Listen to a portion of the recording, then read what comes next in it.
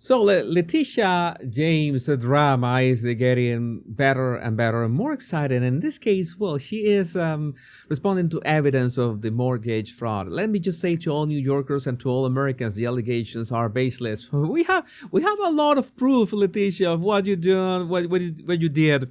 I don't think that they're baseless, as you say, but well, we'll take your word. The body language guy is gonna be analyzing this video, by the way.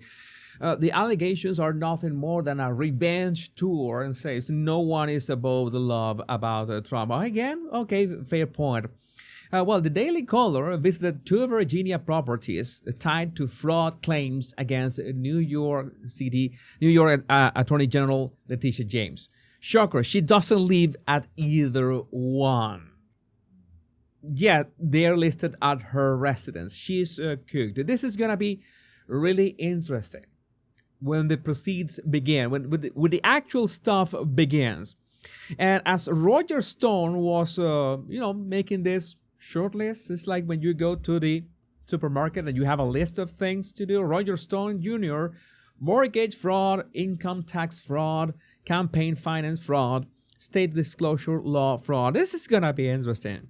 The indisputable evidence of fraud committed by Big Tish. He's got in his website, and also Sam E. Anter has been doing his homework about this case. Hey, Roger J. Stone Jr., I had to correct you, but you left out some frauds, such as mail and wire fraud.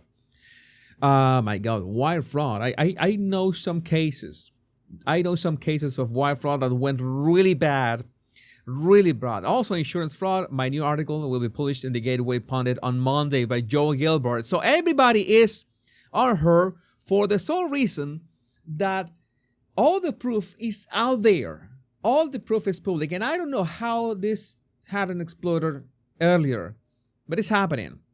Breaking. New York Attorney General Laetitia James claimed her 5-unit Brooklyn brownstone was a 1-2-family home on mortgage documents, an even bigger misrepresentation than the 4-family classification we previously reported. So, oh yeah, it's like, no, it's not that big. It's not that big. Our investigation reveals James repeatedly misclassified her property over 2 decades. 20 years, or sometimes as a 1-family or 1-2-family or 1-3-family home, despite its official 5-family certificate of occupancy. Why does this matter? While 4-family properties get residential rates, the 1-2-family classification offers even greater advantages. Lower down payments as low as 3%. That is nice. That is nice. I should write that down. No self-sufficiency test, minimal reserve requirements, and reduced interest rates. 5+ unit buildings are commercial properties with much stricter terms. The Federal Housing Finance Agency has now referred the matter to the Department of Justice for potential criminal investigation. Oh, this is just the memes. The memes that are coming out of this are just beautiful. They're just wonderful. The main crimes of Tish James are just beginning to be exposed. Stay tuned. Oh, yes. Latest from Sam as well. Setting the record straight, New York Daily News attempts to shield Laetitia James from accountability.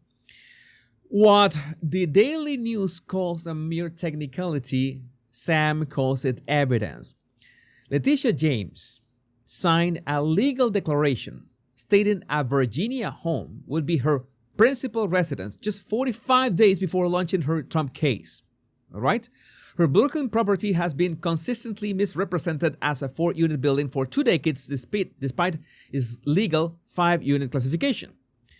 There are phantom mortgages, missing liabilities, and mysterious lenders that don't appear in property records. Okay, this is bad.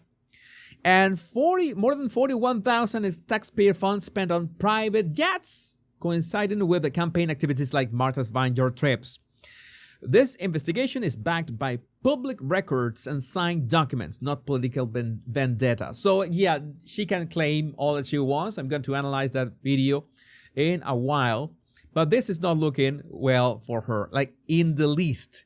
Let's watch this video as well. Laetitia James claimed to live in another state while serving as Attorney General. On Valentine's Day a year ago, roses are red, violets are blue. No one's above the law, even when you think the rules don't apply to you. Happy Valentine's Day. She, of course, referring to Donald Trump. Our next guest using that tweet against her. No one is above the law, even when you think the rules don't apply to you. Laetitia James. Florida Congressman and Florida gubernatorial candidate Byron Donalds is with us. Congressman, it's great to see you. Pretty ironic. Karma, payback, revenge, all of them apply here. Do you think the DOJ actually charges her? Well, look, if it's clear that she violated the law and she was committing mortgage fraud, not to mention, as I understand it, if you're going to be the New York Attorney General, how are you claiming that you live in another state? That just doesn't work. And so if all these things pan out to be true, she should be charged. She was quick to charge Donald Trump, saying that he put fraudulent information on a loan application. Well, that's what she's accused of doing right now. And she also accused Donald Trump of saying that Mar-a-Lago is worth $18 million. I mean, we all know that was just stupid and a lie. So if they go through their investigation and they find evidence, probable cause, that she was committing mortgage fraud for her own benefit, of course she should be charged. That's the way our system of justice works. It all happened in 2023. So that's when she falsified these records, allegedly. And that was the same year she put Donald Trump on trial. Do you have any concerns about her being married to her father? Is that something we need to look into?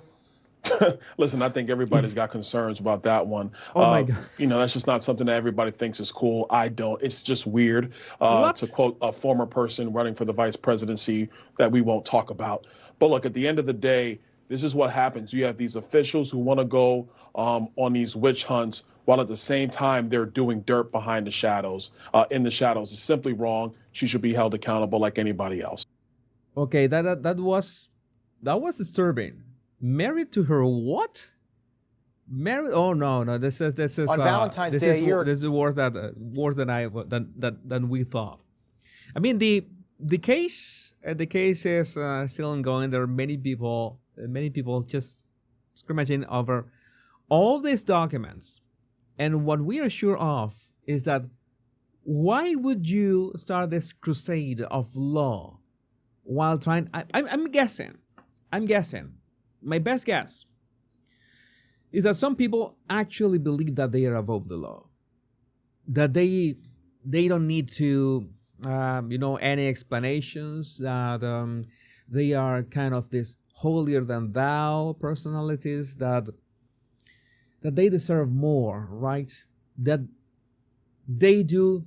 Maybe she was thinking that she was doing that out of justice. Some kind of reparations. Maybe, that I don't know. But she could justify those actions in any way that she wanted, but it seems that it's exploding on her face. And, well, so be it. But I would like to know what you think about this in the comments. Remember to subscribe to my channel, The Power Pundit, and like this video as well. My name is Jesus Enrique Rosas. I'm The Power Pundit. Much love and bliss.